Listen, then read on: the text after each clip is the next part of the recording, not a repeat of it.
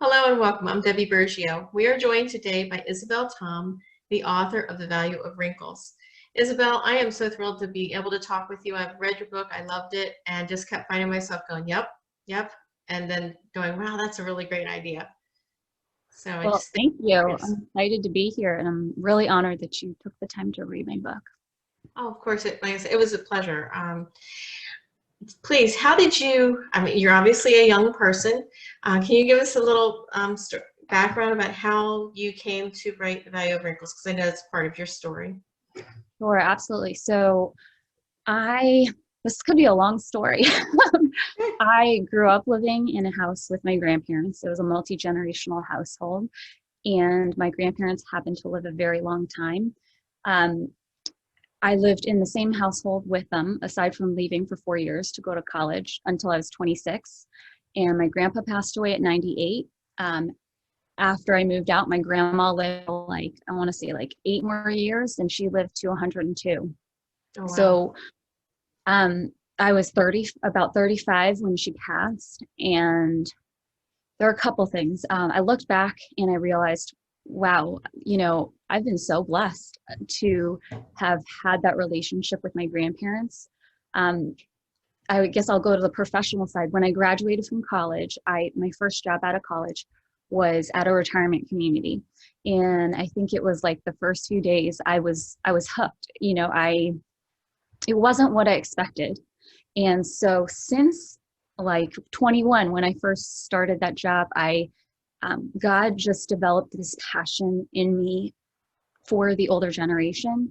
And Mhm. it really bugged me that when I would talk to my friends or peers or even people who are older than me, I realized that there's this huge gap from what people perceive of older adults and what I was seeing day to day at work, um, and also at home. So my professional experience working with seniors actually, I think it was a journey of me discovering how blessed I was to have grown up with my grandparents. Because I think beforehand, I just thought of them as my grandparents. They're just here and they're getting older and they're going to die. And I just Mhm. didn't realize how much of a benefit that I got from having a relationship with them. And I guess with the book, I realized there was no book out there written from, I would say, like a grandchild's perspective of the value of the older generation. So So that's you kind of talk, how it started. oh, sorry. It's great. You lived with your grandparents. When I grew up until I was 10, I lived in a house in between my grandparents' house and my aunt and uncle's house. And I just really thought that was the way it was. I thought everyone lived that way.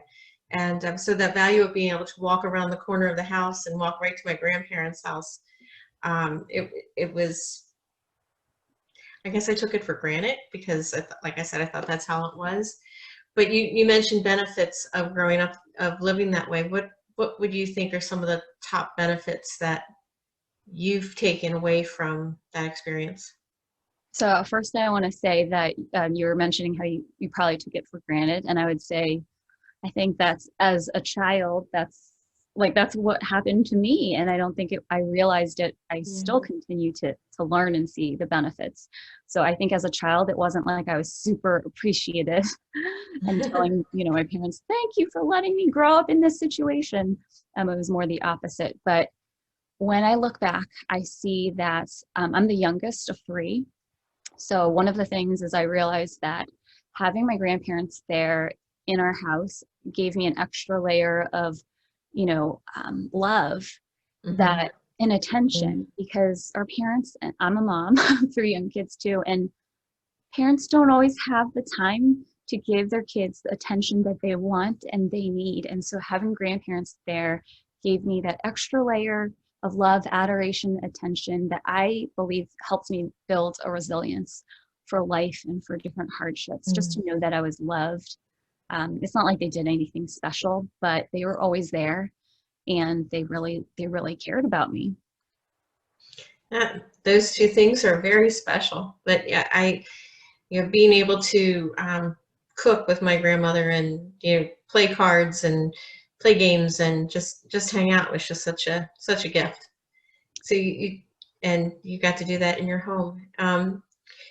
So when you went to, you said there were no other books out like this out there. So what was your motivation to take the time and effort to put all this together? How did that come to be? Well, so I started a blog.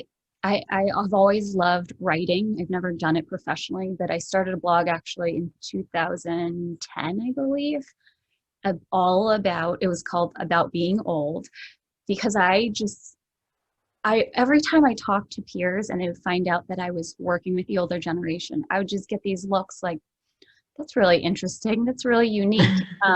And so I was like, I got to tell people about this. So I started blogging and did it. That blog has now morphed into my author page, isabeltom.com. And I really didn't have a ton of time to write because to now I've had 3 kids and I took part in caring for my grandparents. So my grandparents and my dad, I would say. So I, birthed 3 children, and then I helped to support and care for 3 people as they neared the end of life. So I didn't have a lot of time to write, but I was thinking the whole time and I was processing things, and I was working in the senior care field. So every job that I had, starting from the first one, followed the trajectory of my own family members and what they were going through. I worked in senior fitness and did, chair aerobics and all of that. And that was when my grandpa was walking 6 days a week, an hour and a half every day. He was in his 90s. I worked in assisted living and skilled nursing and short-term rehab. And literally in the 2 years I worked there, my grandpa came to the facility where I was at because he had a stroke. And then I transitioned into hospice care for the last 8.5 years. And, a few months after I started working there, my grandpa passed. And then my dad got cancer, and my grandma, so I've been taking mental notes throughout the whole time. And I was like, I want people to know this. And especially as a grandchild, I wanted grandchildren to know that they could have a role in bless their grandparents and older adults more, because I think a lot of times that we see our parents being the primary caregivers, and as grandchildren, we just kind of sit there and you're just sad. But to see that we can have such a huge role in blessing and even being like a mood booster when our loved ones are just going through a really tough time emotionally too, we can just have huge impact in that way. Can you share some specific ways? I mean, I completely agree and understand, but what are some specific ways that maybe younger grandchildren can become involved more effectively or more closely, I guess is the better word?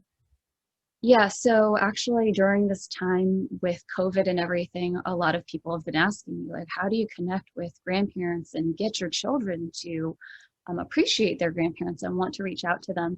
So I kind of look back at my professional experience and realize that the reason why I stayed in the field is for a number of reasons. Number one, I started to realize that I could have an impact as a younger person. And I think if somebody is a grandchild or even like a younger caregiver, or even when I talk to my kids who are 4, 6, and 8, I tell them, you have a superpower. And this is so true. When you are younger, and especially as a grandchild, like you can cry and your grandchildren are like, oh, she's so cute, and you just bless them, right? But through very simple gestures, it could be just calling them and saying, good morning, grandma, how you doing? And your grandma, that grandma is going to be talking about it all week. My grandma, she lived with her great grandchildren until she passed. And so my nephew, I think he was 6, and he would help her make her coffee in the morning. And every time somebody talked to my grandma, she would just like go off about how her great grandchild, he was so kind, and he would make her, breakfast, her coffee every morning. So I think it's just very simple gestures, sending Mhm. them a card once a month, very simple things can bless, the older adult population. And the other thing I would say, realize your superpower. Number two, as parents, or whether you're in a church, helping the younger generation to understand what is going on. When you think about it, that age gap makes it so that that relationship is tough unless we explain to them, unless we help both parties to understand each other better. And so for children, we can explain to them why maybe, let's say a grandparent has Alzheimer's or can't participate in certain activities. We need to help them understand what's going on. And that can help them to appreciate them more and understand them better versus just watching and sometimes just being scared that you see, your grandparent with an oxygen tube. Like, we have to Mhm. explain to our kids what's going on. And I think even when we have like churches, when we go to visit assisted livings or nursing homes, not just bringing them there, but helping them to ask questions and to develop a relationship is really important. So prompting them with questions to ask, like, did you know that your grandma, when she was younger, she used to sew her own clothes? She didn't buy any of it. So asking those questions to help them understand and Mhm. learn more about their older relatives and family members or neighbors even. I That know. was I a wish. long answer. Sorry. No, no, no. It was great. I know my grandmother lived to be 99 and a half, the one that I lived next door to. And still, I wish she's been gone since 1997. There are so many questions I wish that I had asked. And when I was younger, things that I wasn't really interested in. And I noticed on your blog, I was looking at that, and one of the things you write about is, what do you talk to your grandparents about? And I think a lot of it could just be anything, but just having any kind of conversation. But what is there anything in particular that you feel like that are Yeah. valuable? So I think the first thing to remember is that grandparents or just older adults give so much grace to people who are a lot younger than them.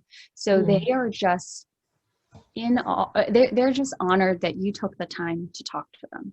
And so I mhm. use the phrase, when you ask them, you honor them. They're just like, wow, this person is interested in me. They want to hear my story. So that's, the first thing, that it's Huge. okay to not know what to say. Just the fact that you're trying makes a difference. I think when you start asking questions about history, that is really, really, it is really a powerful message that you care about them, because Mhm. we often see our older loved ones and we only see them when they were for my grandparents, 67 to 90 something. But there was a whole Right. life, there was a whole six, Yeah. 7 decades before that. And if I could go back in time, I would ask more questions too. Oh, yeah. And to be able to almost be like an investigator and ask questions, um, I think can be super fun and create like really interesting conversation. So like I said, you can talk about anything, but when you Mhm. start asking questions like, what were you doing when you were my age? My daughter's 8. Yeah. So what were you doing when you were 8? What kind of games did you like to play? What was your favorite candy? Just Yeah. going back and bringing them back there. You can just tell they, our older loved ones love to talk about the past, and they love to remember the good times and share it with you. Like, legacy is Yeah. important to them. Absolutely. I think, and we find out with dementia and Alzheimer's that a lot of things like current memories, current events are very difficult for older people to remember, but they can remember their childhood as if it were yesterday and share those stories. Absolutely. And I think, especially when you start hearing the same story over and over again, sometimes it can get tiring. But what I've realized is sometimes we sit there, we listen, and we're like, oh, not that story again. But we need to get out our pens or get out our phones and record it, because when they're gone, we're going to start to remember those times and be like, oh, I wish I recorded that because it was a Yeah. good story, you know. Yep. Just to remember that. And recording their voices is it makes someone, when someone's interested in you, it makes you feel important, makes you feel special, loved, cared for, and that is what we want to do for those that we care about. So part of one of the chapters in your book, and I'm not going to like try to get you to give away your book because there's so much there, but you talk about having a village for your older adult, and I was wondering if you could maybe we think about, like you said in your book, a village for raising your children. There are so many different people involved in your day to day, but what about for an older adult? Yeah, I think my vision would be that every older person would have a village around them to support them. So I played sports growing up, and if you're better with a sports analogy, then I would say having a team, because having a team. I played field hockey in college, and we had some really hard practices, but Mhm. it was still fun because we had our team. We were doing it together. So Yep. for our older loved ones, it's inevitable that as their health declines, it's going to be tough. It's going to be tough emotionally, and they're experiencing a ton of losses physically, like their own abilities, but also losses of their loved ones, of their siblings, of their spouse, even sometimes of their own kids, right? Mhm. And um, to do that alone, that's what makes me sad and keeps me up at night. And so I think to start off with, the village can be composed of our family. Some people have smaller families, so I encourage them to think of that village to include even the professionals. And when you can find like a good doctor who can listen, or if you're hiring for home care, when you find those good professionals, those are part of your village, and like you really want to do what you can to keep them. But I think also, I'm a Christian, and so I think of the church, and I think as a church, we can have such a greater role in supporting the older people in our communities. And with time, a lot of times they're not able to attend church, but Mhm. even for the time that they are with us, I think just valuing them, trying to hear their testimony and learning about their lives, that builds a trust so that when they do need us, we can serve them. Because I think a lot of times older adults may not want to get help and burden people who are not there. Like they feel bad for burdening people with their needs, especially if they're not family. And that's why I think just developing a relationship and showing our like older adults in the congregation that they are important, and that we do want to hear their story. We do want to hear from them. Yes. We do want them to be part of serving, like that sends a message. And I think right now, a lot of times we're sending a message that once you get older, like we're not interested in hearing your story right now. And then, but the fact is that they are going to be the ones who are going to be, we want to be able to walk them to the gate of heaven. They're going to be the ones who are going to see God before us, probably. And so I think that can be a huge part of building a village. And then I would add to, a lot of times we think of just adult children, but including even including the grandchildren as well, because grandchildren have the energy, they have time. And if you can channel that in the right way, that's powerful, and that can help parents so very much who are working and doing all sorts of other things. So Very true. Very, very meaningful, but very practical also. So I'm just, so suppose we don't have our grandparents nearby, and we can call and we can send cards and do video chats. But do you have any thoughts about, maybe our neighbor down the street who is an older person? How do you maybe say, oh, we should adopt a grandparent that's nearby? Do you have any thoughts about how do you make that happen? What are good ways to start that kind of relationship? Any thoughts on that? yeah, I think it's all about developing a relationship. And what I have noticed is it's hard to reach out to people who aren't your family, because I Yeah. think for the elderly, a lot of times there's a lot of elder abuse out there, and there are a lot of Yes. people trying to take advantage of them. So I think unless you have to develop a strong relationship, because then a lot of times they may be suspicious of you, that one, you're going to take Sure. advantage of them, but then also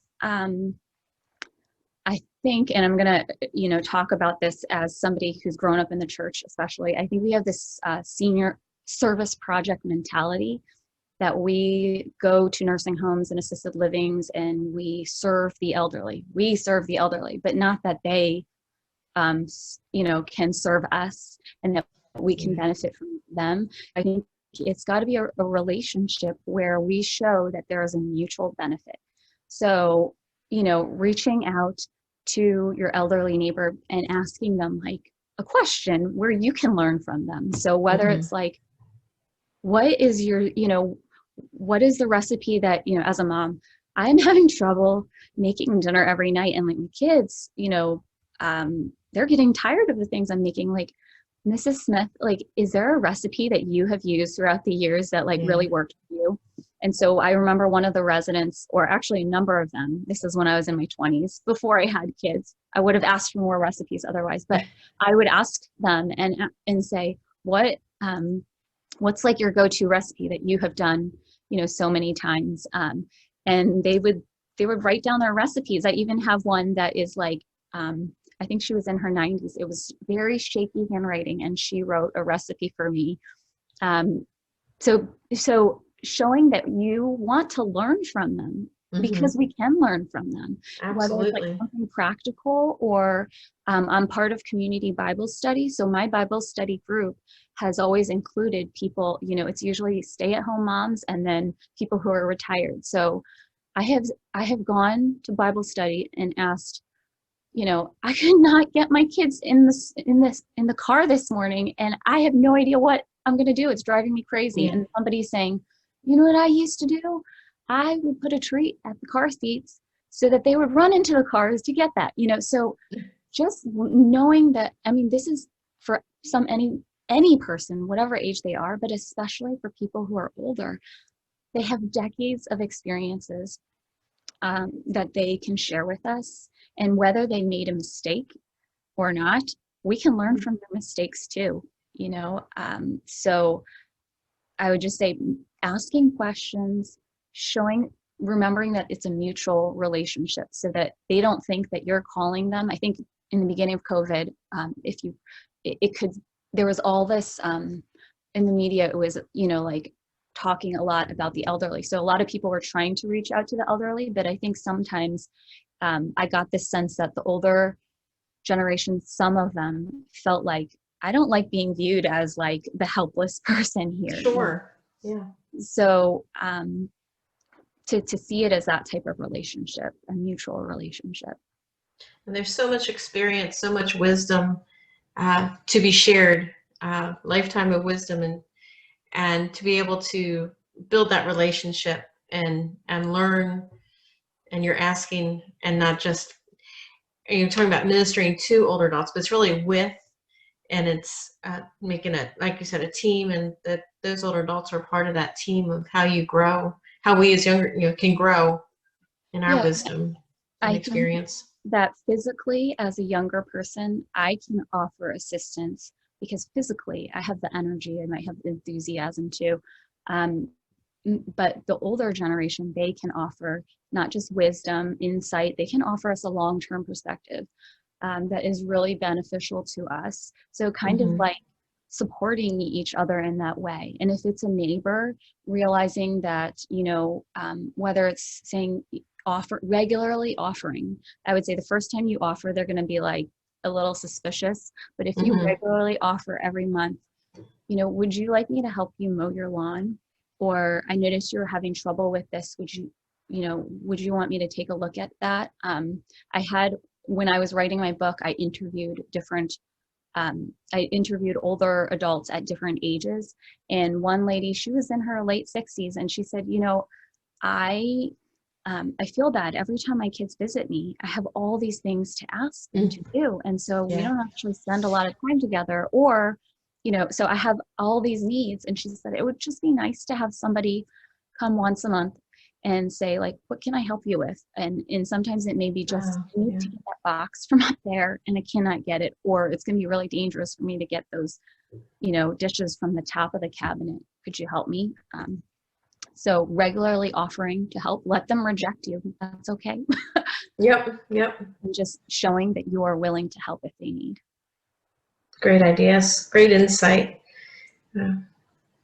Isabel, just thank you so much for bringing this precious, important generation and talking about the value and worth of everyone. I mean, I believe that we are all, children of God, and we have gifts that we can share until we take our last breath, and we're people of worth and dignity. And I just really appreciate hearing from you, your perspective and experience and suggestions.